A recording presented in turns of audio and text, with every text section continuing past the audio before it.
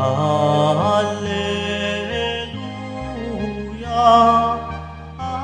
Alleluia, Alleluia, Alleluia.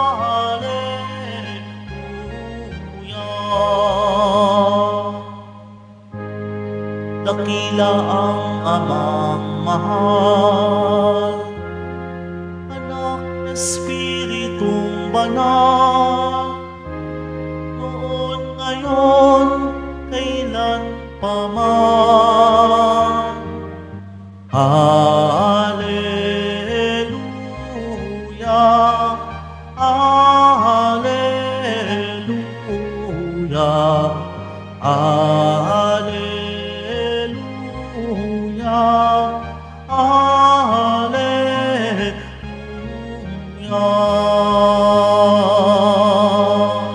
Sumainyo ang Panginoon. At sumayo rin. Ang mabuting balita ng Panginoon ayon kay San Juan.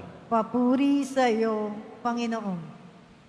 Gayon na lamang ang pag-ibig ng Diyos sa sanlibutan, kaya ibinigay niya ang kanyang bugtong na anak, upang ang sumampalataya sa kanya ay hindi mapahamak, kundi magkaroon ng buhay na walang hanggan.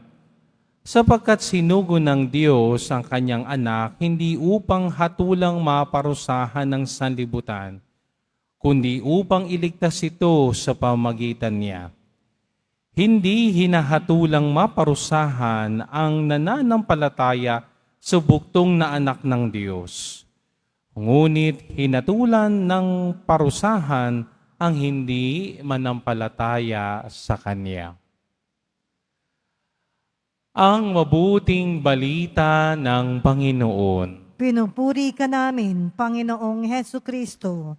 Magsiupo muna tayong lahat. Magandang gabi ho sa inyong lahat. Magandang gabi, Father.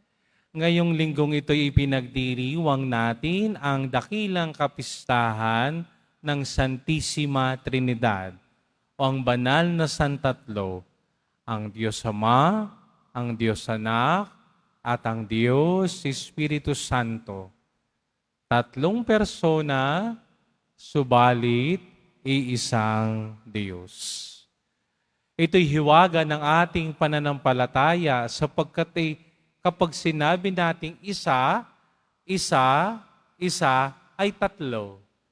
Subalit sa hiwaga ng pananampalataya, ang isa, yan ay iisa. Yan ay napakatagal na naging debate sa mahabang panahon. At magpasa hanggang ngayon, yan pa rin ay misteryo. Subalit tingnan ninyo, no? Tatandaan ho natin, hindi pag sinabing misteryo, problema agad. Hindi. No? Pag sinabi mong misteryo, may hiwagang bumabalot diyan, subalit hindi ko naman kailangan at hindi naman natin kailangan resolbahin yan. Bagkus, sa misteryo ng Santissima Trinidad, ay tayo makakuha ng mga aral, ng mga katangian na magagamit ko sa buhay pananampalataya at magagamit po natin sa ating buhay pananampalataya. Tingnan ninyo ha, sila ay tatlong persona, iisang Diyos. Tatlo sila, no? Ama, Anak, at Espiritu Santo. Subalit, hindi sila nag-aaway-away. Di baga? Oh. Ay tayo nga'y dadalaway, nag-aaway pa kita mo na yan. Ang Santissima Trinidad, nagtutulungan. No? Kung nasa nung isa, nadun din yung isa. Subalit tayong mga tao, kapag may nakagawa sa atin ng mali, bahala ka sa buhay mo, iwan ka namin. No? Sapagkat yan ang hiwaga. Ang Diyos Ama, na siyang manlilikha. No? Ang Diyos Anak na si Jesucristo ang tagapagligtas. At ang Diyos Espiritu Santo ang tagapagpabanal. Ang nagpapatuloy ng sinimulan ni Kristo hanggang sa kanyang muling pagbabalik. Kaya nga napakaganda ng ginamit nating ebanghelyo sa linggong ito. Gayon na lamang ang pag-ibig ng Diyos Ama. Mahal tayo ng Diyos Ama. Ano man ang ating lahi, pinagmulan, pinanggalingan, lahat tayo ay anak ng Diyos. At hindi kailanman matatanggal sa atin yan, sapagkat tayo ang mga anak ng Diyos Ama. Si Jesucristo ang ating tagapagligtas. Siya ang salita ng Diyos na nagkatawang tao upang ako at tayo ay maligtas. At ang Espiritu Santo, ito yung ipinangako ng Panginoong Hesus nung siya'y bago umakyat sa langit. Anong sabi niya? Pag-alis ko, darating ang pinangako ko sa inyo. Sino yon? Ang patnubay, ang Espiritu Santo. Sa unang pagbasay natong haya natin, sa tagpo ni Moises at ng Diyos, 3 beses na banggit ang salitang Panginoon. Ibig sabihin, hindi lamang basta isa ang nakita ni Moises. Ang nakita niya ay mas malawak pa, mas kahiwa-hiwaga sa kanyang paningin. Kaya nga 3 beses sinabi dito ang salitang Panginoon. Ibig sabihin sa simula pa lamang, nang likhain ng Diyos ang mundo, nakisabay na ang Santisima Trinidad sa paglalakbay nating tao. Na bagamat hindi pa nabubunyag ang Panginoong Hesus, sapagkat ang Panginoong Hesus ay mabubunyag sa bagong tipan, ay nandyan na silang 3. Sama-sama saan? Sa pagliligtas sa ating lahat. Bakit?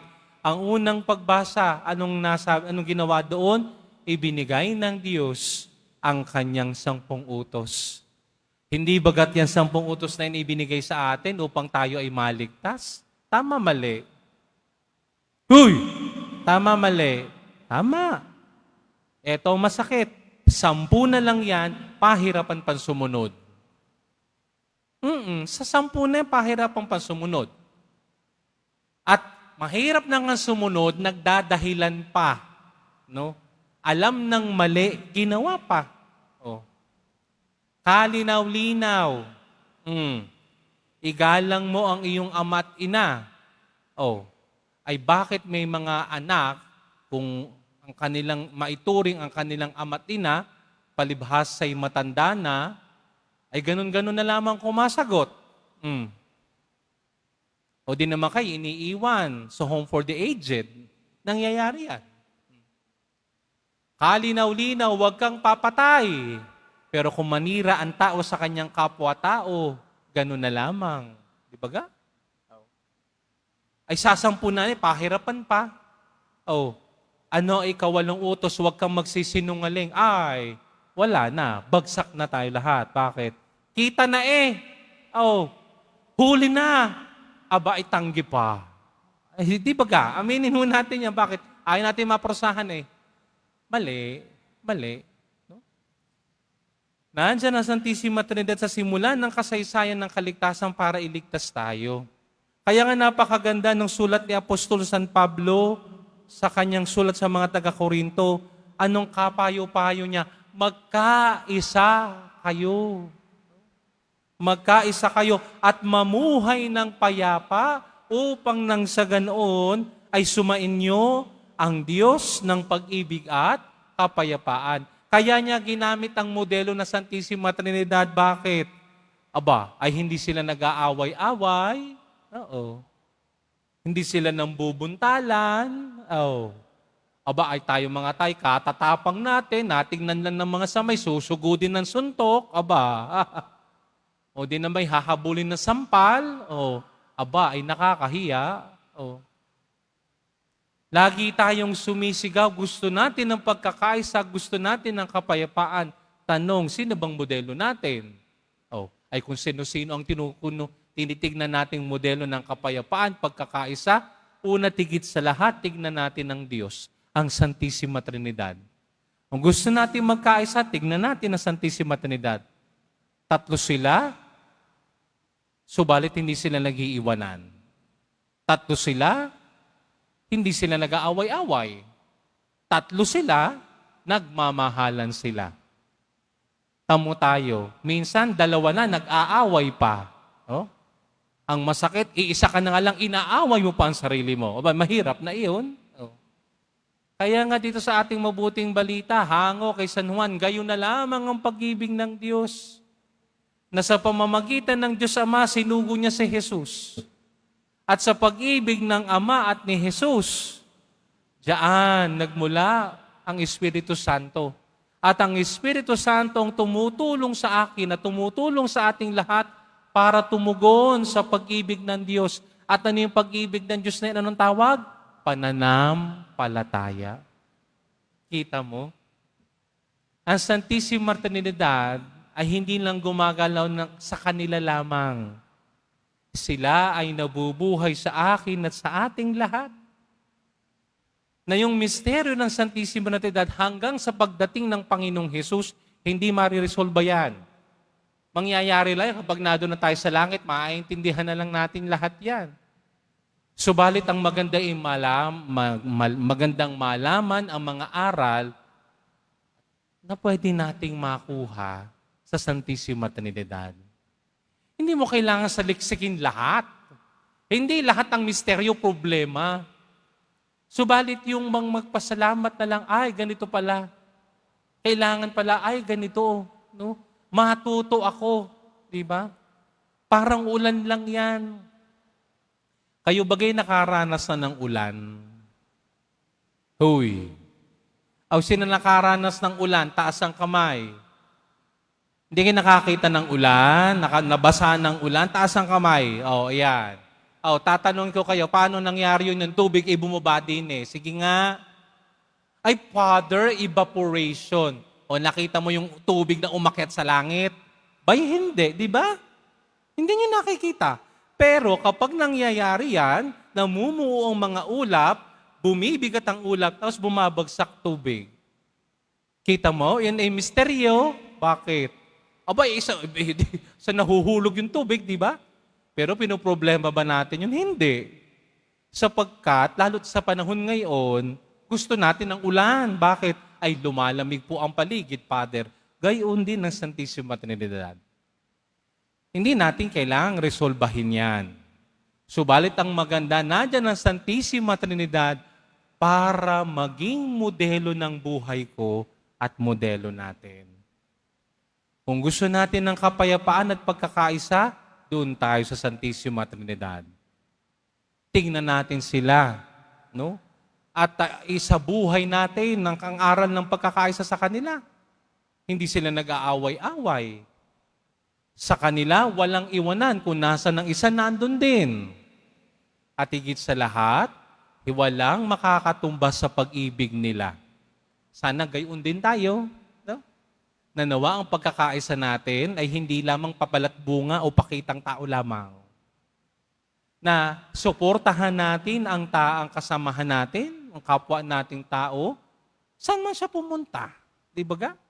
Huwag natin iiwan. No? Hindi tayo perpekto. No? Kaya nga tayo narito para kapag nagkameron ng problema ang isa nating kapwa-tao, nadyan tayo, aalalay tayo. At higit sa lahat natin kakalimutan, gawin nating modelo ng pag-ibig ang Santissima Trinidad.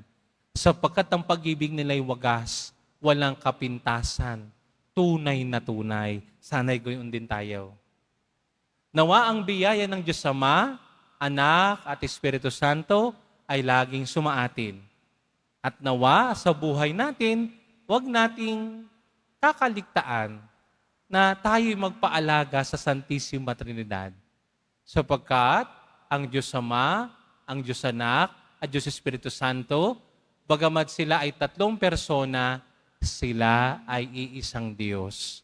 Amen.